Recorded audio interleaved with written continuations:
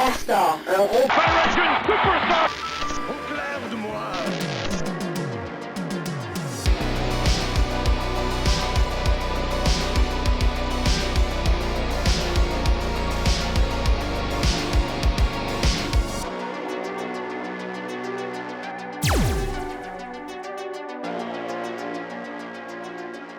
Chers clients, bienvenue au deuxième épisode déjà du Super Club Vidéo Gore. Je suis votre commis Steph, accompagné Et je suis Steve. Et cette semaine, on a une émission encore aussi hot que l'ancienne et aussi hot que la prochaine. Ils sont toutes hot, c'est ça qu'ils essayent de dire. Ben oui, c'est correct. Chaque shift au Super Club Vidéo Gore est de qualité égale ou supérieure. De l'ouverture à la fermeture. Mais cette semaine, on reçoit Édouard Tremblay, un de nos clients qui va venir nous voir, qui va venir nous parler du phénomène Faradar, qui est un film extraordinaire. Faut le dire, surtout pour des nerds comme nous.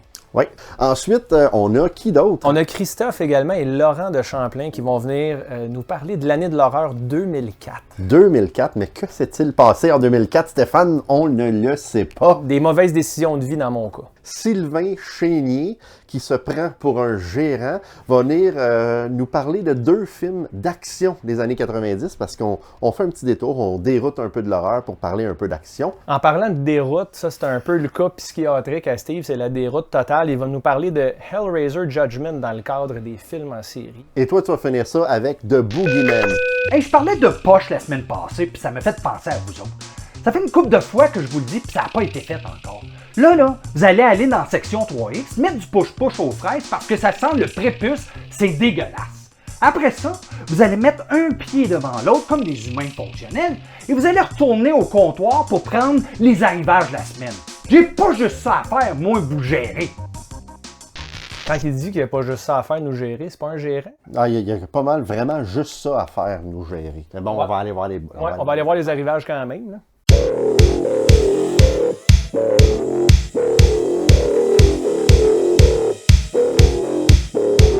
Moi, cette semaine, on a reçu, ce n'est pas un film, mais c'est un jeu de société qui s'appelle « Fais-moi un dessin et mime horreur Wow. ». As-tu déjà joué à ce jeu-là? Ben non, Non. évidemment. Martin, Guillaume, Danny et moi, on a joué à ça à Matane quand on était en tournage pour Sur la route de l'horreur. Et c'est vraiment drôle. Ouais. C'est vraiment... Écoute, c'est hilarant. J'ai un feeling que Martin est très bon là-dedans. Parce que- Oui, en fait, c'est Martin qui a passé presque au travers de toutes les cartes durant que nous autres, on était assis à boire et à rire. Mais je suis convaincu parce que Martin, je me suis rendu compte de sa culture cinématographique d'horreur, puis c'est imposant. Mettons que je me mesurerais pas trop à lui.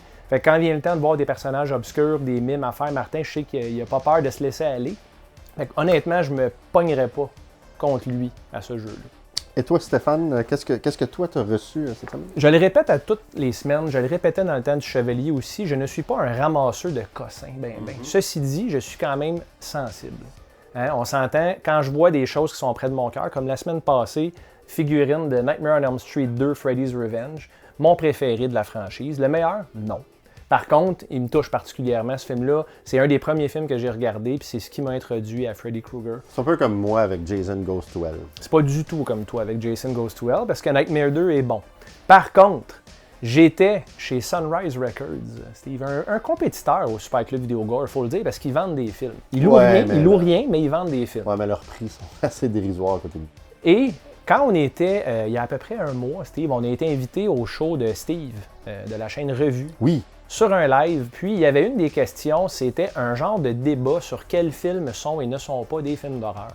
Puis une des questions qu'il avait posées, c'était Ghostbusters, SOS Fantôme. Donc moi, à mon avis, oui, on peut le classer dans la section horreur. C'est une comédie d'horreur, comme Army of Darkness, par exemple. Mais quand j'ai vu ceci, j'ai pas eu le choix de me laisser aller. C'est une version brûlée du Stay Puft Marshmallow Man. Encore quelque chose qui m'a vraiment foutu la chienne quand j'étais jeune. Mais là, à la minute, il y a l'air d'avoir une batterie en arrière de ça. Il fait-tu du bruit? Quelque chose? Je sais pas à quoi sert la batterie, mais si tu veux t'en servir tout seul, je peux m'en aller. Mais il y a peut-être qu'il s'allume, je ne le sais pas, je l'ai pas activé encore, mais en plus, il est brûlé. Ça, c'est quand même une belle petite touche, tu sais. À moins que ce soit le commis du Sunrise là, qui je sais pas, qui a allumé une cigarette à côté, puis c'est un accident, puis j'ai acheté de la liquidation comme un cave.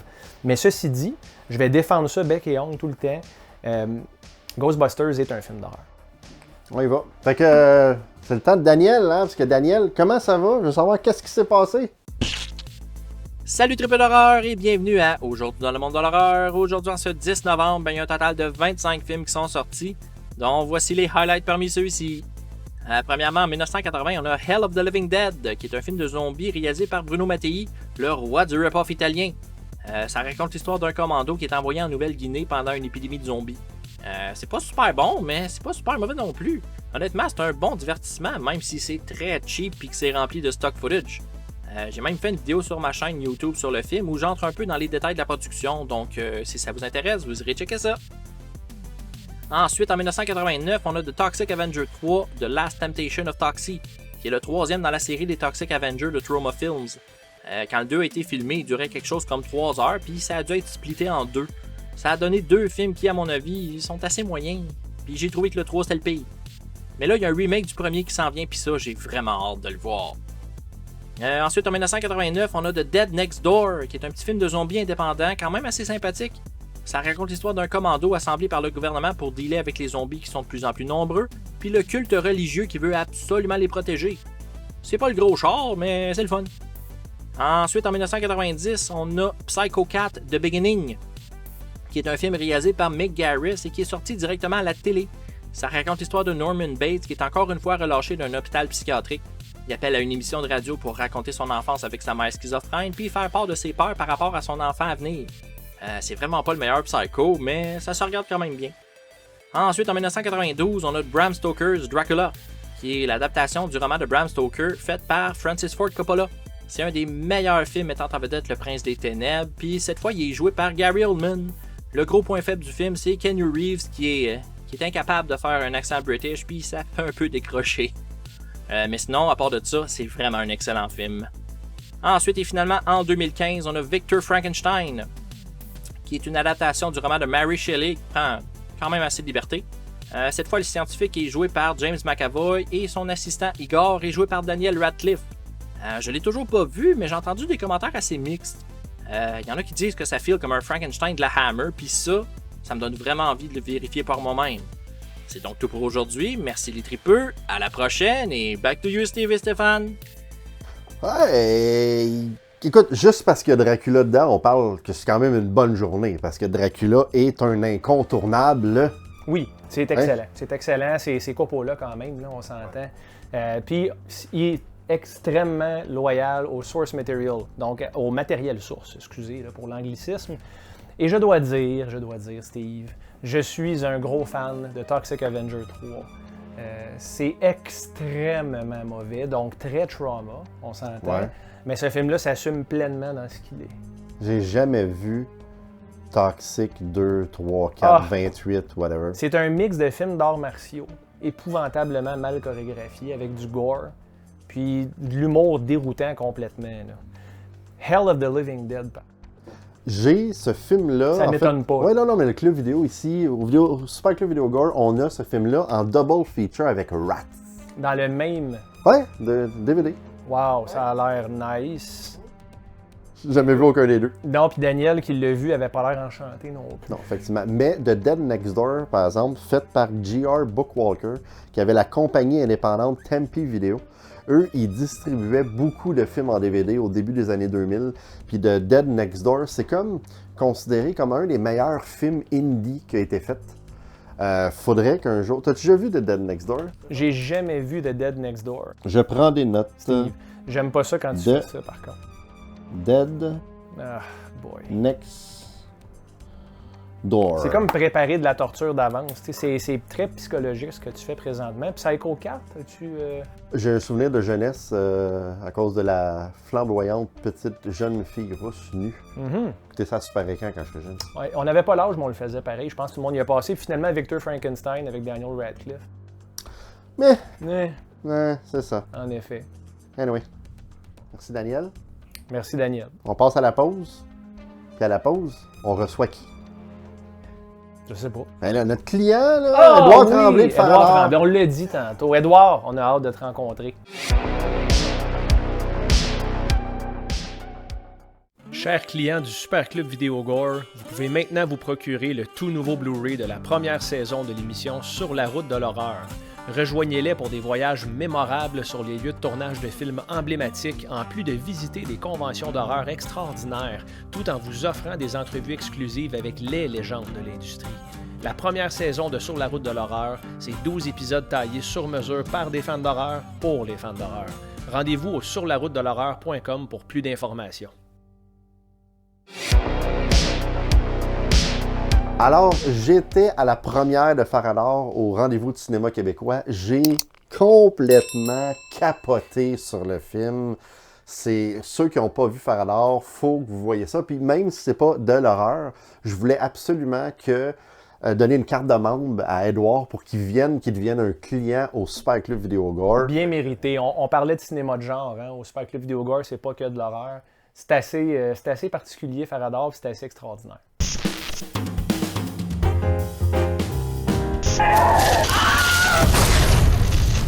Donc, bienvenue aujourd'hui au Super Club Vidéo Gore à notre client, Édouard Tremblay. Édouard qui est réalisateur du film Farador, un vrai bijou pour les nerds et les geeks, comme je suis d'ailleurs.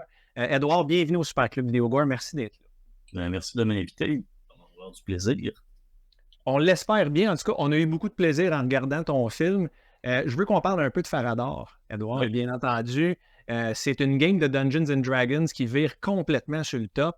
C'est vraiment très unique comme film. Il n'y a rien qui ressemble comme ça, vraiment. Dans toute la cinématographie du Québec, des films de nerds comme ça, vraiment Target, j'en ai pas vu. Comment tu es arrivé avec ce concept-là? Mais en fait, le long métrage est basé sur un court métrage que j'ai fait en 2005 qui s'appelait La bataille de Farador.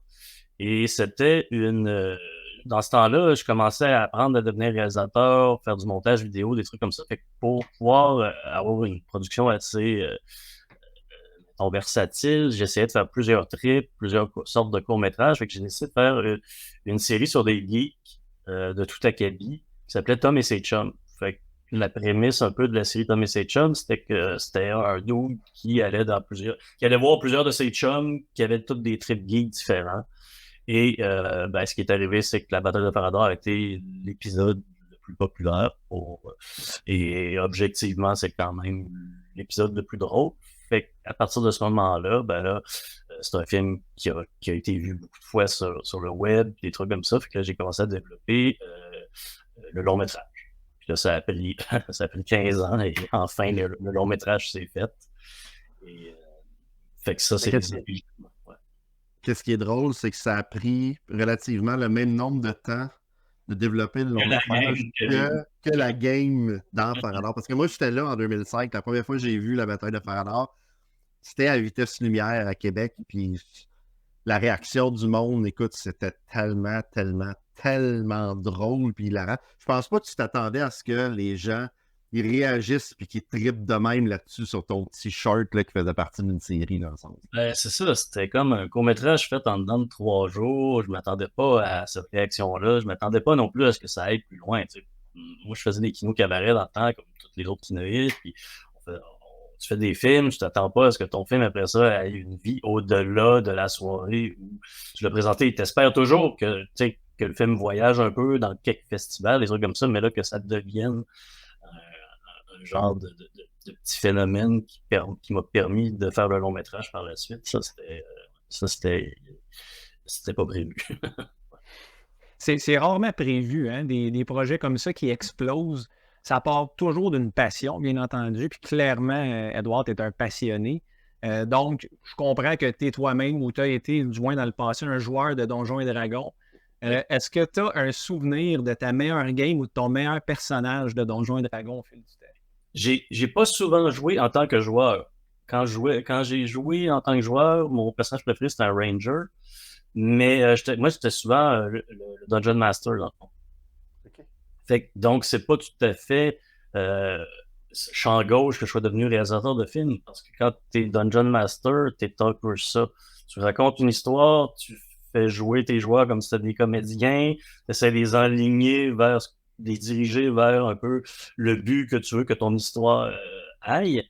Et puis, il y a quand même beaucoup de similitudes entre réaliser un film puis réaliser une game de donjon. Il faut que tu sois prêt, il faut que tu aies ton scénario, il faut que tu fasses jouer tes joueurs. Puis le truc avec Donjons et Dragons, c'est que les joueurs peuvent faire ce qu'ils veulent.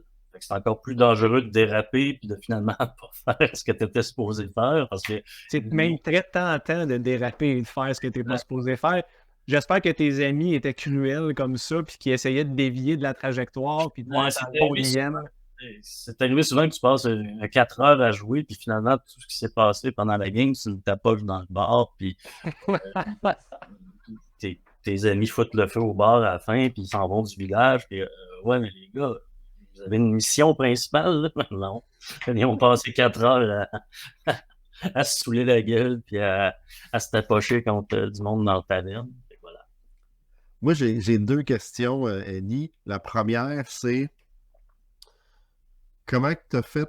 Écoute, pour faire financer un film de genre de ce style-là au Québec, c'est exceptionnel. C'est comme, wow.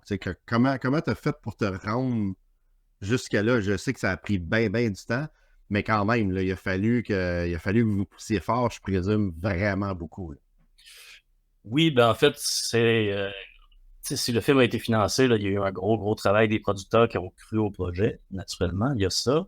Mais tu as beaucoup de facteurs qui en rendent compte. Le film, pendant 15 ans, il a été réécrit une vingtaine de fois peut-être.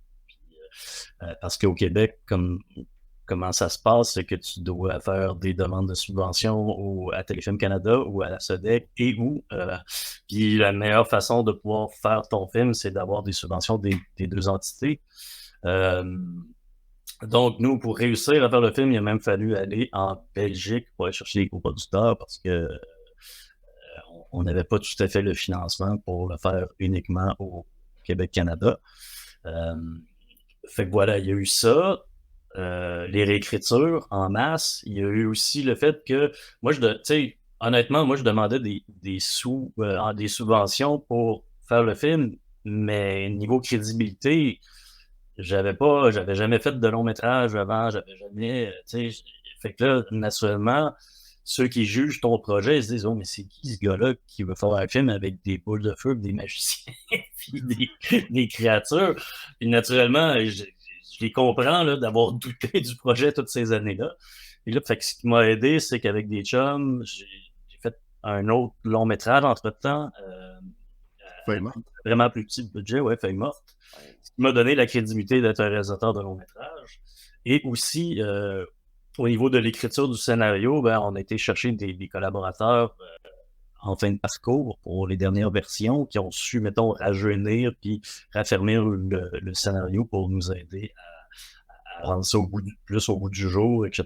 Parce que même si le film a pris 15 ans à faire, ben moi, mes personnages étaient dans la trentaine dans le film. Fait qu'à un moment donné, j'ai comme outgrowé les personnages. Fait que là, d'écrire des personnages dans la trentaine, rendus en 2020, ça me prenait des scénaristes plus jeunes pour venir un peu plus mettre du réalisme un peu même dans les dialogues, dans les si, pour faire respecter l'âge des personnages.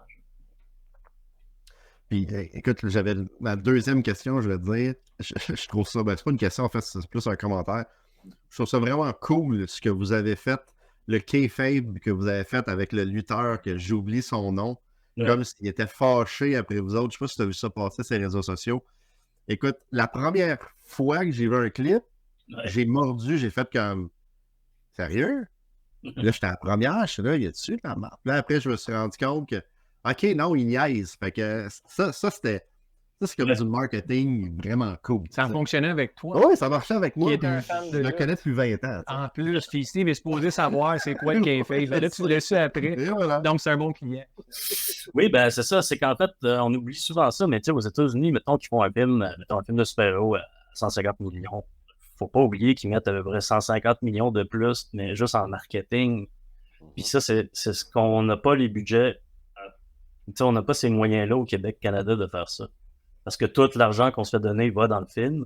Et après ça, ben là, faut dealer avec des vraiment plus petits budgets pour pouvoir marketer ton film. Fait que naturellement, utiliser les réseaux sociaux, utiliser des petites polémiques, des petites guerres de web ou des trucs comme ça sert à la promotion du film. C'est des outils qu'on s'était donnés. Effectivement. C'est un lutteur de Québec, si je ne m'abuse. Hein? Exact. Exact, oui. As-tu déjà lutté avec? J'ai pas lutté avec, non. Moi, je luttais indépendant là, entre 2003 et 2009 à peu près. Okay. Marco fait partie, mais tu sais, je pense qu'il est dans la mi-trentaine, là, quand même. Marco, peut-être même fin trentaine. Oui, il commence il commence à être un vétéran, là. Ben certainement, oui, parce que je pense qu'il commençait quand j'ai arrêté. Une chance, j'ai arrêté parce que Marco m'aurait fait très mal. Tu peux voir, là, j'ai comme la shape d'un halfling à côté de lui, à peu près. Là. Justement, je parlais d'halfling et de Donjons et Dragons tantôt. Eddie, est-ce que tu as déjà joué à des jeux vidéo qui sont dans l'univers de Donjons et Dragons? Parce que moi, présentement, je suis complètement accro à Baldur's Gate 3, qui est le rêve de tout geek et le rêve de tout fan de Dungeon. Toi, ça ressemble à quoi tes expériences en gaming?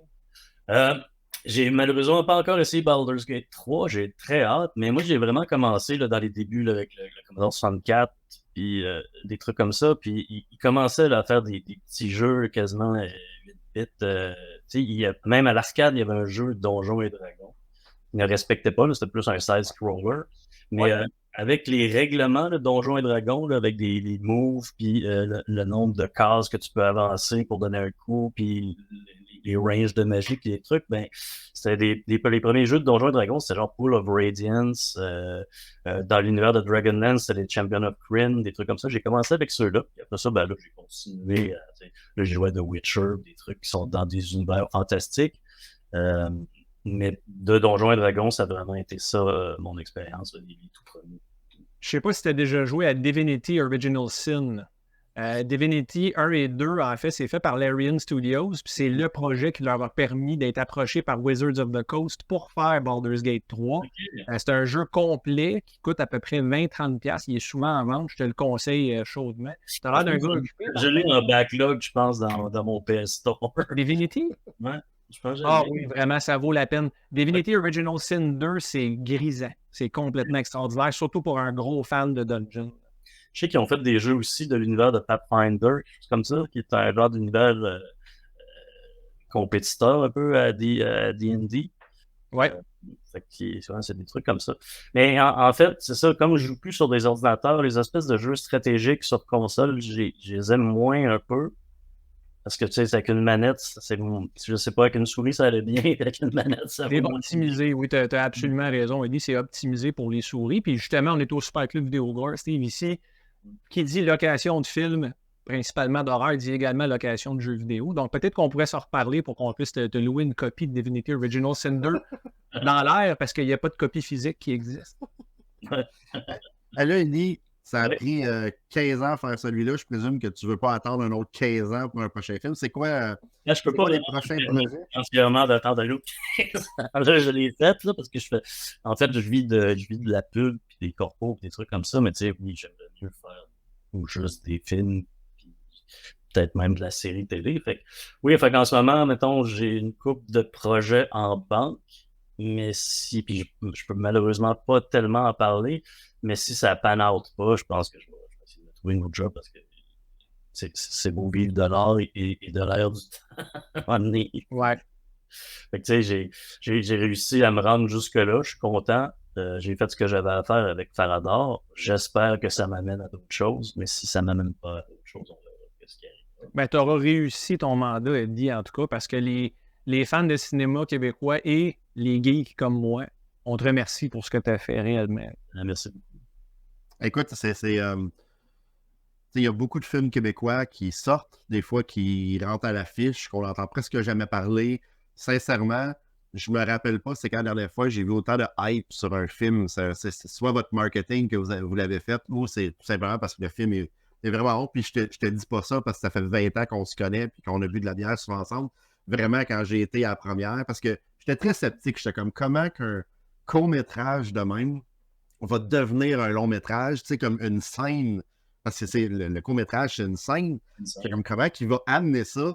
Puis je me rappelle, j'étais assis dans la salle, je regardais le film pour la clôture du rendez-vous du cinéma québécois, puis j'étais comme, asti que c'est hot. Je peux pas, écoute, il a fait ça, puis ma blonde d'à côté de moi, puis elle était comme, puis Nancy, elle travaillait à Spasme aussi dans le temps, puis elle était comme, durant le film, tu vois où c'est vraiment drôle, c'est vraiment bon, puis Nancy, c'est très rare qu'elle rit, t'sais. Fait qu'écoute, je trouve que t'as fait, je sais pas comment t'as fait pour faire ça, Mais c'était vraiment le fun. Et le petit caméo à la fin de l'ancienne gang que tout le monde, écoute, en première, tout le monde a comme crié en fou quand on vous a tous vus là, dans le le meeting room. Là, c'était vraiment cool. Fait que sur ça, mon Stéphane, as-tu une belle petite question pour Eddie? Eddie, est-ce que tu es le genre de gars qui recule ses films avant de les rapporter au club vidéo? Oui, tout le temps. Be Kind Rewind, lui a compris. J'ai compris. Hey, parlant de club vidéo d'horreur, hey, je viens de fouiller dans ma bibliothèque, là, puis j'ai 2 excellents classiques. Oh my God. En plus, C'est la copie VHS. ah oui, les copies VHS, puis en plus, il y a tout le vieux rap dessus, là, que c'est... Exact. Il y a le Sandachi, puis celui-là. Le dîner sanglais. Ah, Blood Diner. Toi, ça a l'air à savoir c'est Ben quoi, ça ne oui. me dit rien, mais Chopping Mall, Centre d'Achi, cette pochette-là et cette traduction-là, qu'est-ce que tu écris? Ça, c'est jamais bon signe pour moi, ça d'habitude. Ben, t'as jamais vu Blood Diner, fait que je prends une note. Bon, il va falloir que je mange cette feuille-là tantôt pour être sûr. oui. Fasse pas ça. Fait que merci. En fait, ce que je trouve dommage, c'est que dans le temps, on pouvait aller au club vidéo puis louer ces films-là, puis il y avait une version française, puis ça faisait partie du charme. Là, quand ce sont des rééditions en DVD, on n'avait plus ce genre de track audio francophone de Vidéoville. Ouais, non, effectivement, c'est... tu sais, il y a des super belles éditions maintenant avec Vinegar Syndrome, Severin, Scream Factory, Arrow, mais il n'y a pas les versions françaises dedans, Non, fait que... Mais chez Super Club Video Gore, il les a par contre. Ah, Ils sont ouais, un ouais. petit peu partout. Là. On les voit ici, version française, dis-je. Franchise. Je pense que je vais arrêter de parler. C'est ça que je vais faire. Mais même des classiques comme Brain Dead, c'est plus drôle de le voir en français ou des trucs comme ça. Tu sais, ça ajoute de quoi cette espèce de tradition ringarde-là faite par trois personnes, puis c'est toujours les mêmes voix. Edgar Fruitier depuis 1943 dans tous les. Ah, lui, il était cancel, fait qu'il faut pas Ben dire oui. son nom. Ben, c'est ça. Malheureusement. Fait que sur ça, merci beaucoup, Eddie, puis j'ai hâte de voir le prochain projet, puis de réécouter Farador, parce que j'ai acheté le Blu-ray. Chez nous, présentement, C'est vrai, et chez vous. Puis, faire une petite blog sur le Blu-ray, t'as des Easter eggs, si tu veux. Là, t'as un petit vidéo Easter egg qui met en relief tous les artistes qui ont travaillé sur les pièces d'art ou les posters qui sont en background. J'aime bien ça, showcaser les artistes de Québec. Là. C'est très cool, fait qu'on va aller regarder ça. Le Super Club Vidéo Gore est fier d'être commandité par la brasserie Anorak Brewpub. Située au cœur de Morin Heights, la brasserie Anorak Brewpub vous offre une grande sélection de délicieuses bières élaborées sur place, ainsi qu'un menu varié succulent de style barbecue américain. Anorak Brewpub, c'est une équipe de gens passionnés qui vous reçoit avec le sourire, qui vous offre un service hors pair et des plats tout simplement délicieux. Réservez dès maintenant au brasserieanorak.ca.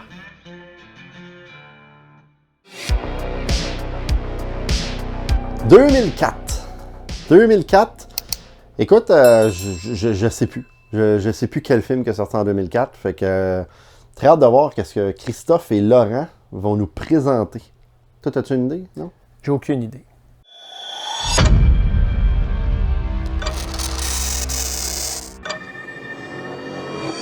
« 2004, le Club Vidéo Gore, 2004. Ouais, 2004, beaucoup de bons films qui sont sortis en 2004, beaucoup de suites aussi, hein, comme d'habitude. On a évidemment, je vais essayer de reculer un peu mes piles comme ça pour que vous me voyez en face. Salut! Ça passera pas à l'histoire, hein? Ça n'a pas passé à l'histoire. À l'époque, Starship Troopers 2, réalisé par Phil Tippett. Phil Tippett, mesdames et messieurs, qui a si mon Blu-ray quand il était à Montréal il y a quelques années. Phil Tippett nous a donné plein d'effets spéciaux, Jurassic Park, Return of the Jedi, il a travaillé sur les Star Wars. Tu sais, c'est vraiment une pointure. Piranha, il a vraiment travaillé sur beaucoup de films, mais en réalisation, peut-être qu'il devrait... Bon, il y a eu les Mad God, là, c'est une espèce de film épique stop motion, là. Mais non, c'est pas tout ça, Starship Trooper 2, c'est pas de ça que je veux vous parler.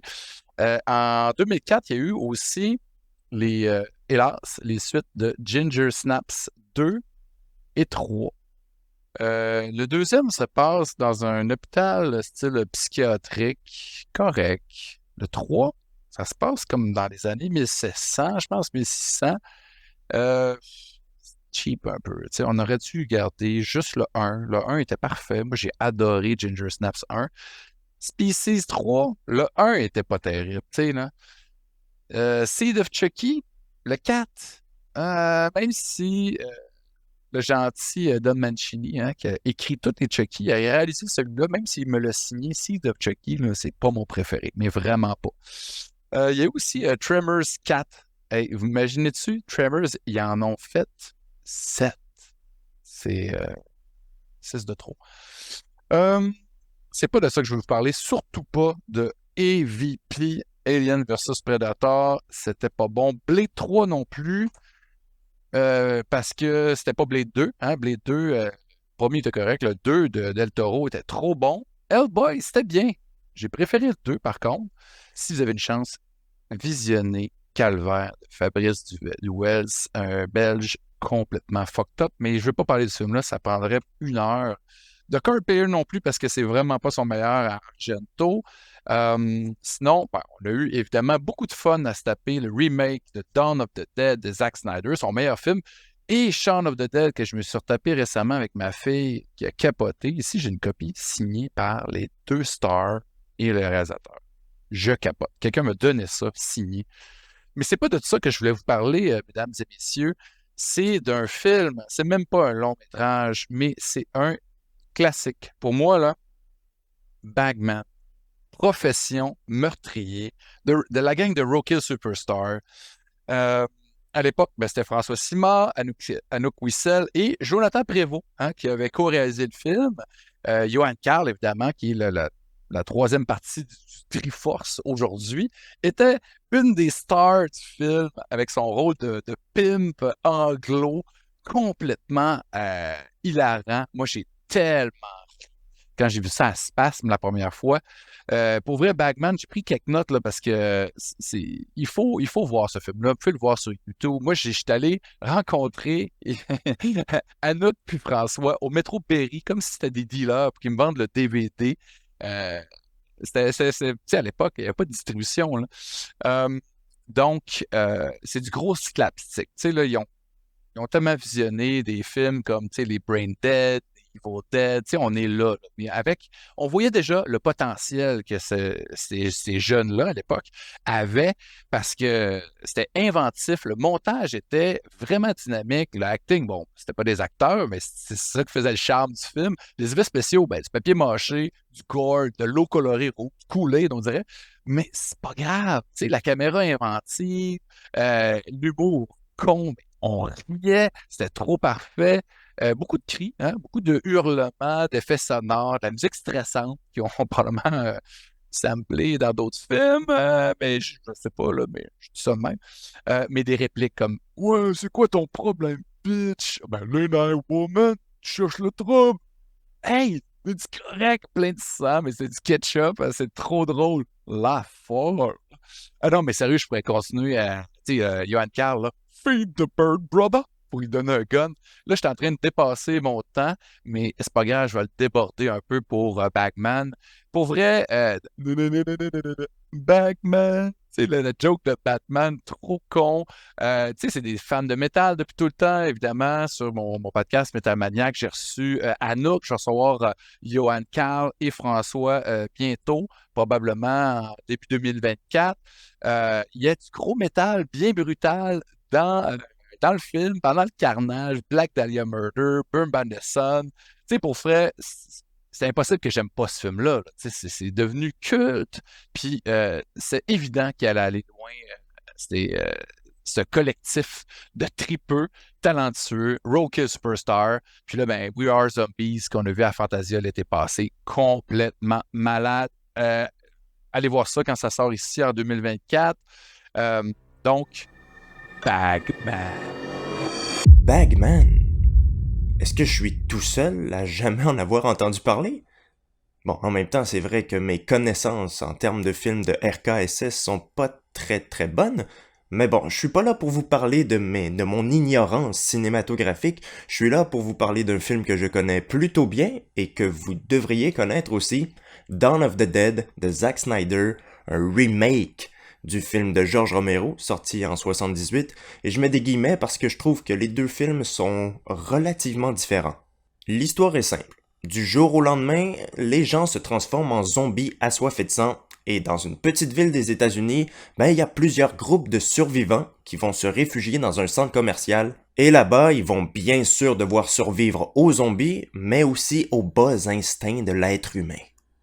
Bon, pour être parfaitement honnête, j'ai jamais été un très très grand fan du cinéma de Zack Snyder. Je veux dire, 300, j'ai pas détesté ça, j'ai bien aimé Watchmen aussi, mais c'est à peu près ça. Quand il est allé faire ses films de super-héros genre Man of Steel, j'étais peut-être pas le meilleur des clients.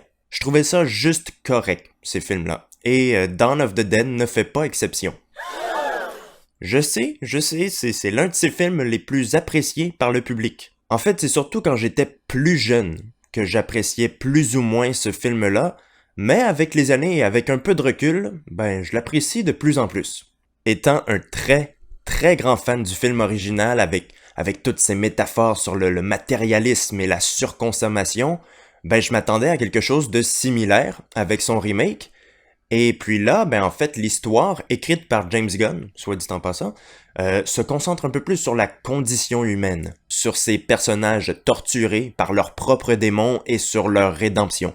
Bon, on a quand même tout l'aspect survie qui est toujours présent, mais on l'a agrémenté de plusieurs scènes d'action vraiment très cool, typiques de Zack Snyder. Je pense notamment à la scène du très très gros camion blindé à la toute fin. Et on a aussi quelques passages humoristiques qui sont très efficaces. Il y a aussi cet aspect body horror que j'ai vraiment apprécié. Dans plusieurs scènes, ça m'a évoqué le cinéma, la grande majeure partie des films de David Cronenberg. Et les effets spéciaux dans ces scènes-là, ils sont vraiment, mais vraiment bien faits. Les effets spéciaux, justement, ils ont été conçus par David Leroy Anderson, qui est le mari de Heather Langenkamp, pour ceux qui l'ignoraient. Et pour faire ses maquillages, il s'est inspiré de vraies photos de scènes de crime, de corps en décomposition. Ouais. Je sais pas si c'était très utile comme information, mais voilà, je vous la donne, c'est gratuit. Ah, et autre anecdote, moi qui me fait beaucoup rire, au Québec, le film s'appelle L'Aube des Morts. Donc, Dawn of the Dead, L'Aube des Morts, c'est une traduction littérale, parfait. En France, il s'appelle L'Armée des Morts. Le truc, c'est qu'en 2021, Zack Snyder a sorti son film Army of the Dead, qui au Québec s'appelle L'Armée des Morts, mais qui en France a gardé le titre original. Ah oui, il devait être un peu mal pris quand ils ont voulu trouver un titre francophone, parce qu'il l'avait déjà pris. C'est drôle, non? Non? Ok. Bon, si j'en crois à ma montre, il me reste plus beaucoup de temps, donc je vous invite à voir ou revoir Dawn of the Dead. Zack Snyder apporte une dimension vraiment moderne et unique au film de Romero. Comme je vous disais, moi avant, j'aimais plus ou moins ce film-là, mais avec le recul, à chaque fois que je le regarde, je lui trouve de nouvelles qualités et je l'apprécie vraiment de plus en plus. C'est vraiment un film rafraîchissant qui est sorti à une époque où les films de zombies, c'était plus tellement à la mode, hein. Donc ouais, il se démarque du lot. Je vous invite également à faire un petit tour sur ma chaîne YouTube, Laurent de Champlain. Vous allez trouver des critiques de films d'horreur, des critiques de films qui viennent tout juste de sortir au cinéma. Vous allez trouver des petites rétrospectives sur certains réalisateurs, sur certaines sagas de films. Bref, il y en a pour tous les goûts. De toute façon, Steve et Stéphane vont vous mettre le lien de ma chaîne en description. N'est-ce pas, les gars? Là, moi, il faut vraiment être inculte, une personne inculte, pour jamais avoir vu Bagman. Ah, mais tabarouette. Bagman, je peux pas croire. Bagman, c'est un classique. Faut aussi être assez... Bon, je veux pas dire inculte, mais come on. Dawn of the Dead, à ma première écoute, j'ai capoté. La scène d'ouverture est extraordinaire, Laurent. Je sais pas comment t'as fait pour pas apprécier ça. Et une autre chose que Christophe a dit, Species, c'est excellent, Christophe, Species. Species. Mais je pense qu'il a dit que Species n'était pas bon parce que le film n'existe pas. Non, c'est ça, des épices ou trucs. Moi, Dawn of the Dead, Steve, de Zack Snyder, c'est un film, pour moi, qui est un film d'ouverture de porte pour les gens qui n'adorent pas l'horreur nécessairement. Alexis, qui travaille chez Anorak Brewpub, le premier film d'horreur qu'il a regardé en ma présence, c'est de ma faute.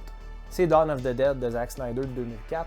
Tu l'as dit, la scène d'intro, la séquence au complet, comment ne pas être tendu après une scène comme ça. Faut aussi reconnaître la trame sonore de Disturbed, qui est Down with the Sickness, qui se prête parfaitement, ainsi que la chanson de Johnny Cash, When the Man Comes Around. Incroyable. Ah, moi, le plan d'en haut de la salle de bain, là, quand la fille elle rentre, écoute, si vous n'avez jamais vu le film, juste ce plan-là, ça me vend le film. On dirait que Zack Snyder est un bon réalisateur quand on regarde ça. Puis en plus, la scène où est-ce qu'ils sont sur le toit puis qu'ils cannent des balles de golf sur les têtes des zombies, entre autres, il y a Jay Leno qui se fait sniper. Une excellente affaire, ça. Vraiment, qui a mis ce caméo de Jay Leno-là avec sa grosse touffe blanche puis son menton gigantesque. C'est plein d'amour, ce film-là. Puis comme il dit, Laurent, c'est super, je trouve. Il dit que c'est un remake, mais pas vraiment. Ça porte le même nom, puis c'est dans un centre d'achat. Mais je trouve que ces deux films-là vivent parfaitement ensemble, séparément. Au retour de la pause, je vais finir mes Hellraiser.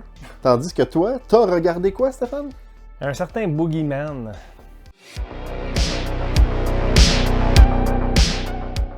Chers clients du Super Club Vidéogore, je m'adresse à vous. Si vous aimez vos deux commis et leur gérant et désirez que tout le monde garde son job, c'est simple. Votre soutien est le meilleur cadeau que vous pouvez nous offrir. Rendez-vous sur nos différentes pages de médias sociaux comme YouTube, Facebook et Instagram. Abonnez-vous au Super Club Vidéogore, activez les notifications et mettez un beau petit pouce bleu sous nos publications. En plus, on est sur Spotify. Un petit review rapide, 5 étoiles et vos commentaires et le tour est joué. De cette façon, le Super Club Vidéogore va survivre bien plus longtemps que notre concurrence. Des tonnes de copies? Pfff! Laissez faire ça et venez nous voir. Chez nous, il n'y en a pas de frais de retard. Steve, au moins tu termines tes films en série avec Hellraiser cette semaine. Ben, en fait, je termine pas parce que Hellraiser 2022, que je vais regarder cette semaine pour la semaine prochaine. Mais là, ouais, effectivement, j'y vais avec Hellraiser. Hein? Reste là. Hellraiser Judgment. Hey boy. Silence sur le plateau. Dans 3, 2, 1 et action! Alors, mon Stéphane, Hellraiser Judgment 2018, le 10e film de la franchise. Et la semaine dernière, j'ai terminé en disant que, selon moi, le prochain film allait commencer tout de suite après le dernier. Et c'était complètement faux! Faux! Ça n'a aucun rapport. Tout comme tous les films Hellraiser, à partir du 5e, ils ne se suivent pas un dans l'autre, pas du tout. Mais Steve, il veut les regarder, par contre. Ça, Hellraiser Judgment, sais-tu quoi? Ça a été réalisé par le scénariste de Revelation. Ah, wow, hey, c'est toute une belle grande famille de gens qui s'aiment. Le gars a écrit le scénario pour Revelation, et là, il y avait un autre contrat, je sais pas trop quoi, fait qu'ils pouvaient pas le faire, puis là, ils ont donné le prochain film à faire, qui a été Judgment, qui est toujours sans Doug Bradley, malheureusement. Sauf que il y a Heather Langenkamp qui joue dedans. Et je vais t'avouer que je ne l'ai pas reconnu. Je m'en suis rendu compte en allant sur IMDb après le film faire des recherches. Puis j'ai fait « Hein? Elle jouait là-dedans! » Ben, elle doit pas avoir un gros rôle, là. Ben, je m'en rappelle plus, en fait. Là. Ben, tu vois, elle était tellement méconnaissable. Ouais, c'est un peu comme dans l'autre Revelation, là, il a-tu embrassé son frère, c'est pas son frère. Fait que, est-ce que j'étais juste comme pas attentionné en regardant le film, ou parce que c'était juste très mauvais, puis je m'en suis pas rendu compte, ou parce que elle était très bien make-upée, je le sais pas. Comme je dis, aucune référence aux autres films, aucune suite, fuck all, ça n'a rien à voir. Et ça a été produit par le même producteur que Children of the Corn Runaway. Et il a fait tourner les films en même temps en Oklahoma. OK. Fait qu'il a voulu sauver pour du budget. Je présume que si on écoute Children of the Corn Runaway... Children of the Corn? Ça pourrait être une bonne série à regarder, ça, éventuellement. Si on regarde là, peut-être qu'il y a des scènes en même place, dans les mêmes lieux que le kid, je sais pas. Je sais pas, il va falloir que je regarde ça. Le film débute un peu comme un film de décadence, ça. Un peu weird. Tu fais comme, OK, ça va être pas pire. Et là, il y a plein de femmes nues qui se versent du sang. Je m'étouffe. C'est normal. Ça, dans un club vidéo, là, manger du popcorn durant une pause, c'est pas de bonne idée. Ça te rentre dans la gorge. Ça fuck. Ben, pour continuer, comme les autres Hellraiser, il y a tout le temps une genre d'enquête du pourquoi, du cube, puis pourquoi ça, le kit, nanana. Et ben, c'est encore une enquête policière, mais là, c'est comme il y avait deux mondes. Mais en fait, il y a comme des Il y a le nouveaux... monde des gens qui regardent pas ces films-là, puis il y a le monde à Steve. Oui, non, mais là, Pinhead est en conversation avec un juge qui, eux autres, ils essayent de trouver Wow! comment adapter leur méthode pour donner de la souffrance et du plaisir aux humains. Ça n'a juste aucun sens. Cela dit, le film est pas si pire que ça. T'es complètement fou, man! Non, le film est pas si pire que Définis pas si pire, Euh, genre t'as pas ressenti de douleur physique? Je te dirais que après le 1, 2, 3, je le situerais comme 4e en tant que suite et tout ça. Ouais, non, puis je peux comprendre, comparé aux autres, Oui, c'est ça. c'est sûr, mais c'est comme tes Howling dans le temps. Tu sais, tu regardais je pense qu'il y a un des Howling que Steve disait, c'était un montage de tous les autres films. Oui, non. Tu sais, ça au moins, il n'y a pas ça dans Hellraiser, Et mais les comme tu Howling, dis, c'est exécrable. il n'y a pas de ligne directrice dans cette stick de franchise-là. Puis Oui, la les plupart, 4 premiers. Les 4 premiers. les 4 premiers. Le 4e, c'est même une bloodline qui se passe en espace. Il se passe dans l'espace. Anyway. Fait que moi, j'ai regardé le Razor. Il m'en reste un à regarder. On checkera la semaine prochaine. Moi, je veux savoir, toi, Stéphane, t'as regardé Boogeyman. Je veux savoir ça avait l'air de quoi. Hey, toi, regarde-moi ça. Donc, Steve, tu veux savoir Boogeyman, ça a l'air de quoi? Un film de 2023. Donc, c'est plaisant parce que j'ai plus de chances d'avoir un film qui a une réalisation compétente quand on regarde un film moderne que si tu me recommandes quelque chose comme Sorority Babes in the Slimeball Bolorama qui est ni queue ni tête du grand David de Coteau, on s'entend. Donc, j'étais quand même confiant. C'est un film réalisé par Rob Savage. Pas Rob Ramage, l'ancien goon des Canadiens de Montréal qui a gagné la Coupe en 93. Un goon, Rob Ramage. Ben, il, y a 2000, défenseur. il y a 2000 et quelques minutes de pénalité en carrière. Ah Donc, oui? c'est quand même Ah, quelque ah, chose. ben. Pas Brian Savage des Canadiens de Montréal, non. Mr. October. Mr. October qui était bon un mois, puis après ça, il faisait honte au sport du hockey. Donc, c'était pas Rob Ramage, c'était pas Brian Savage, c'était pas Macho Man Randy Savage qui a réalisé Boogeyman. Non, c'est Rob Savage. Le nom le plus générique. Quand tu joues à un jeu vidéo, puis tu fais Create a Character, puis tu fais Random Name, le nom de Rob Savage va apparaître dans les choix. Puis d'ailleurs, sa réalisation est extrêmement random aussi. C'est un film, c'est une histoire qu'on n'a jamais entendu parler dans aucun film. C'est un père de famille avec ses enfants qui a perdu sa femme de manière tragique. Ah. Très original Oui, quand même. oui. Je dois dire que la shot d'ouverture du film, Steve, est incroyable. Je sens le sarcasme. Je sais pas pourquoi tu dis ça, mais la première shot qu'on voit quand le film commence, attention, ce film montre du tabac. No joke. C'est la première fois que je vois ça. C'est un film d'horreur. Il y a des gens qui vont crever, qui vont saigner du cul probablement. Attends, c'est écrit ça? C'est écrit. Mise en garde, les gens fument. Faites juste me dire quel humain qui loue un film d'horreur va arrêter le film parce que quelqu'un fume une cigarette. C'est quoi cette hostie d'année de marde-là? Qu'est-ce qui se passe? Les sensibilités puis les problèmes, là, puis nos combats qu'on livre sont pas à bonne place. Okay? On est-tu d'accord là-dessus? Le nom Boogeyman le dit. En français, c'est le croque-mitaine pour nos cousins français. Hein?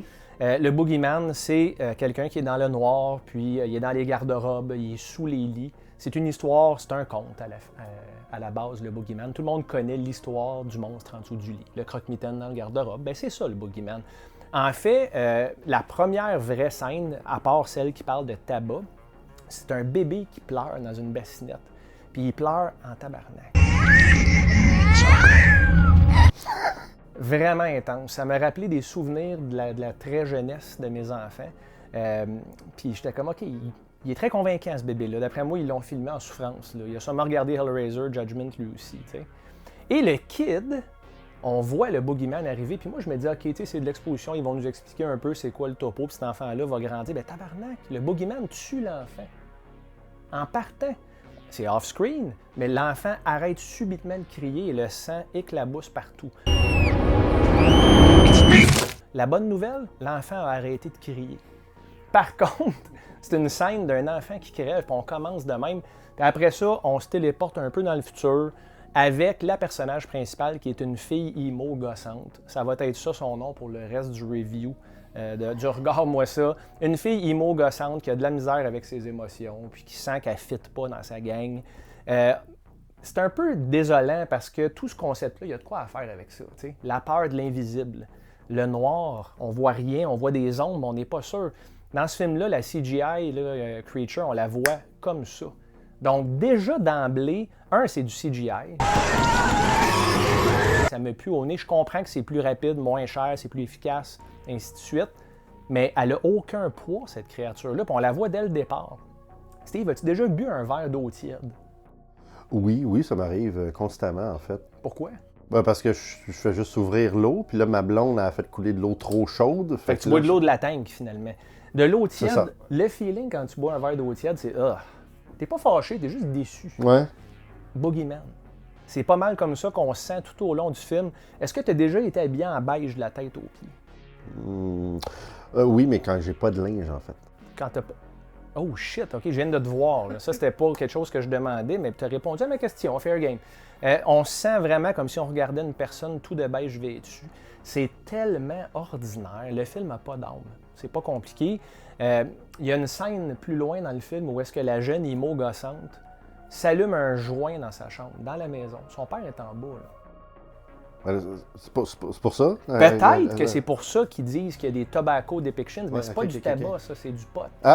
Fait qu'il y a quelqu'un, il faudrait qu'il appelle les studios pour leur dire, puis le père est trop mou pour dire quoi que ce soit. Il fait juste demander « Avez-vous fumé du pot dans la maison, vous autres? » Écoute, j'avais une aversion pour tous les personnages dans le film, Steve. Il faut au moins que tu t'attaches à quelqu'un. Le père, c'est un psychologue, donc qui rencontre les gens pour les aider dans leur traumatisme. Pas attaché. Mais là, lui, il a un traumatisme lui-même parce qu'il a perdu sa femme. Exact. Okay, ouais. Donc, il y a une dualité qui aurait pu bâtir là-dessus, mais c'est tellement mal exécuté. Il y a une jeune enfant qui s'appelle Sawyer dans le film, une jeune fille. C'est la petite sœur de la fille emo gossante. Okay. À un moment donné, cet enfant-là, évidemment, a les mêmes visions que le reste de la famille, que sa grande sœur, voit le boogeyman dans la maison. Elle a une petite lune là, qui est une lumière, comme sa lumière, là, sa veilleuse, on va dire. Mais pour elle, dans le film, c'est un outil, ça, pour chasser le boogeyman. À un moment donné, elle va voir son père, puis elle dit « Est-ce que je peux jouer au Xbox? » I will let you play PlayStation for as long as you want. Et son père dit « Oui, pas de problème. » Puis elle a une manette de PlayStation dans les mains.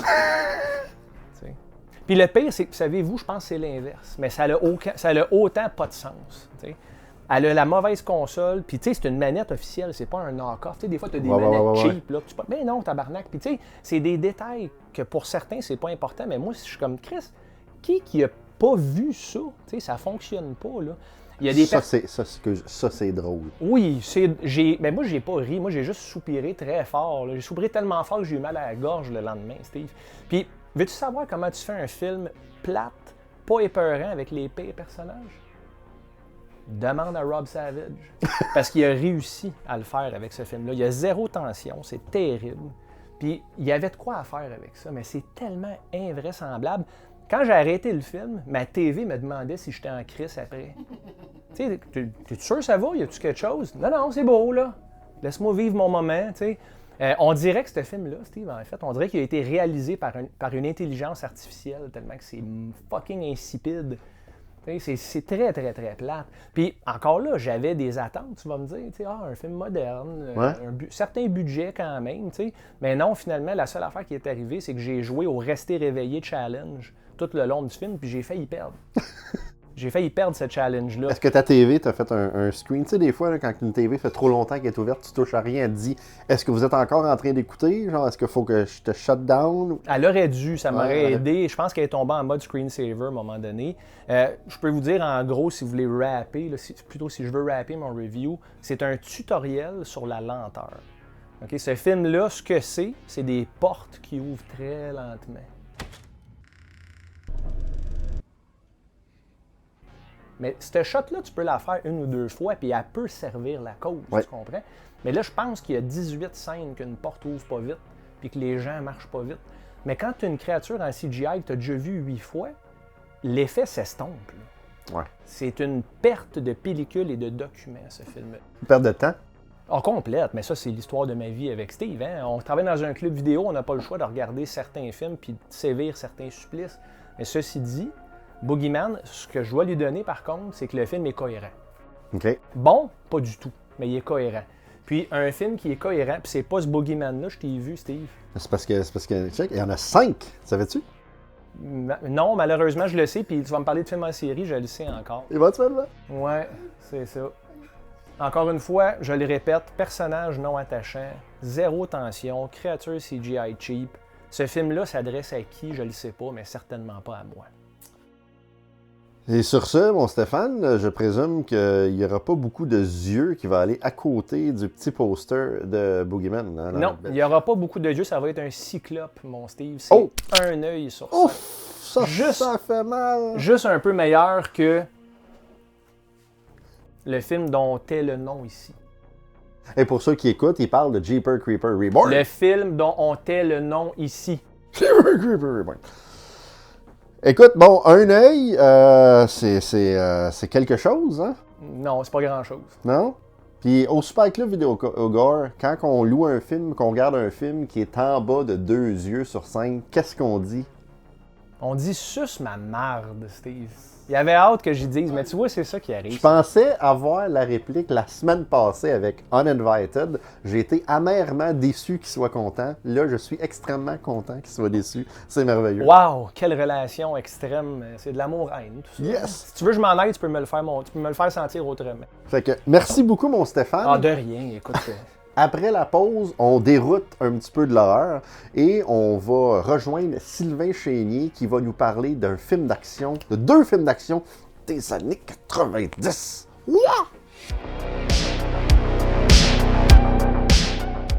Chers clients du Super Club Vidéo Gore, si vous êtes passionné par l'horreur comme vos 2 commis préférés, la chaîne YouTube Horreur FM est faite pour vous. Rejoignez l'animateur Daniel Leblanc pour ses critiques approfondies de films d'horreur de tout genre. Il parlera des films d'horreur les plus obscurs sans négliger les plus récentes sorties de notre genre cinématographique préféré. Vous aimez les top 10, les thématiques saisonnières, les critiques des pires navets de l'horreur et même les analyses des sacs de chips ou des ramen trop piquants? Abonnez-vous à Horreur FM dès maintenant. À la prochaine les tripeurs!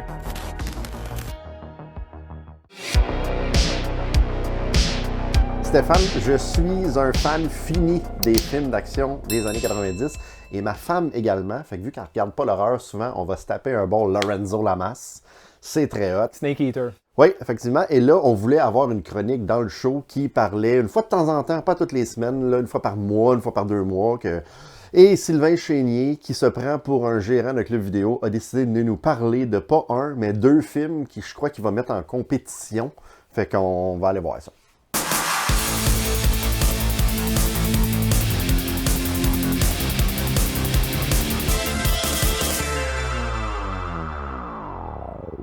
Bienvenue à Action 90. Le seul show où vous allez trouver un ancien gérant de club vidéo venir vous parler de films d'action des années 90 parce qu'il y en a 2 autres qui savent pas qu'est-ce qu'ils font dans... Ah, sérieux, ils ont pas d'autres amis, quelqu'un? Guillaume? Yo, Martin? Dans cet épisode, nous allons vous présenter 2 films d'action qui reviennent à leur souche. Vous allez comprendre. Le premier film, Only the Strong, réalisé par Sheldon Lettich en 1993. Le deuxième, un bijou, Final Alliance, mettant en vedette nul autre que David Hasselhoff. Only the Strong, Sheldon Lettich, grand réalisateur de films d'action des années 90, Lionheart, Bloodsport, Legionnaire, tous des grands films de M. Van Damme.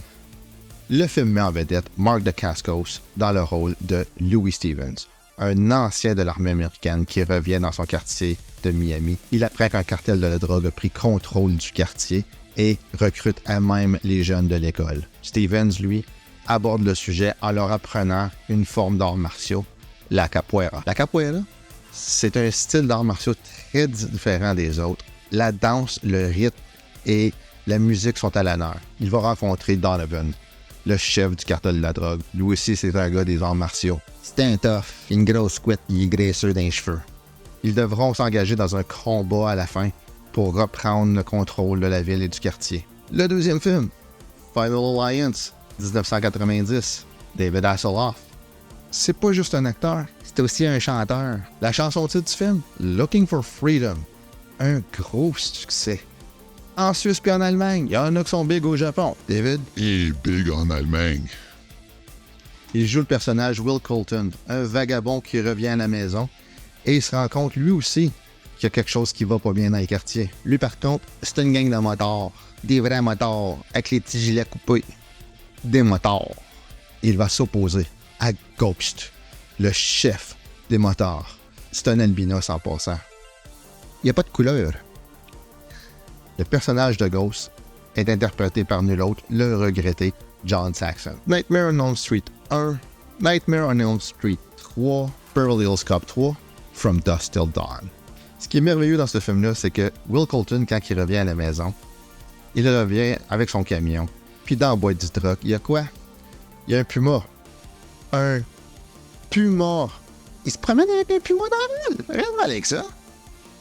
Les deux films sont bons. Je vous invite à les écouter un petit vendredi soir, dans un feel-good moment. Ça fait du bien. Écoute, j'ai jamais vu le film de David Hasselhoff. La seule chose, c'est que je suis un fan fini de sa musique. Ah, terrible. Alors, écoute, David Hasselhoff, t'écoutes pas ça des fois, là, tu mets Spotify, David Hasselhoff chante l'Amérique. Come on.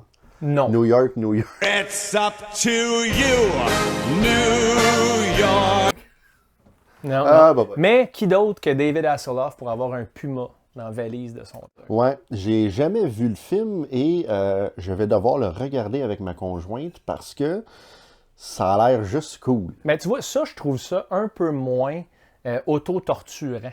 Parce que des films comme ça, tu sais à quoi t'attendre quand tu ouvres. Ouais, Tu ouvres la effectivement. télé, tu fais play sur le Blu-ray. Ton Blu-ray est pas game de le partir parce que ça a l'air trop cheap.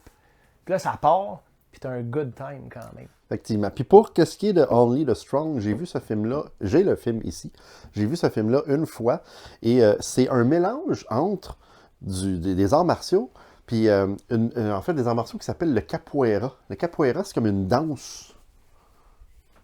Ben, continue.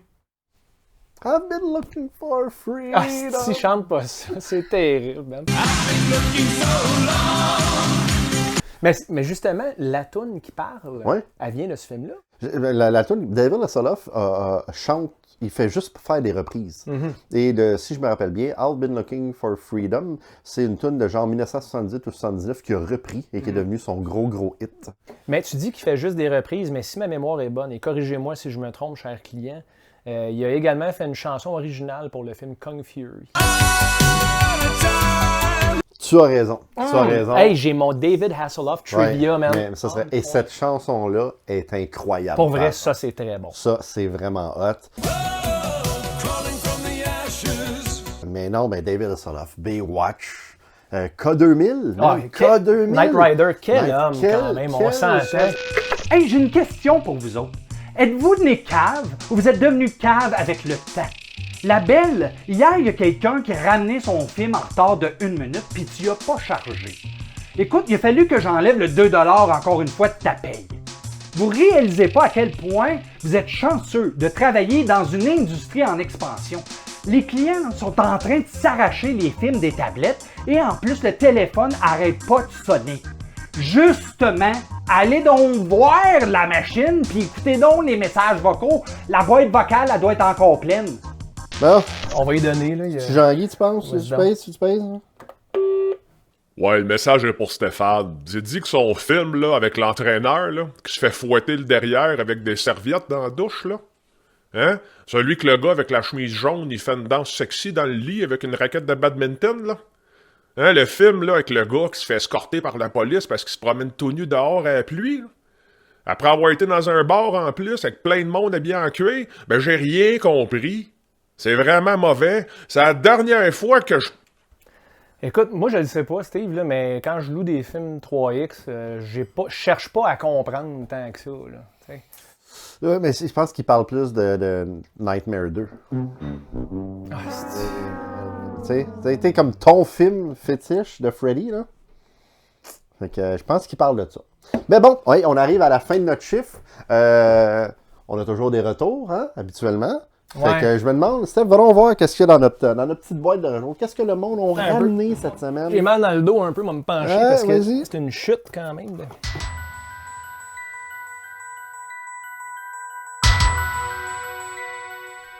The Hazing. Ah, ça, c'est hot. Sincèrement, t'as jamais vu de hazing?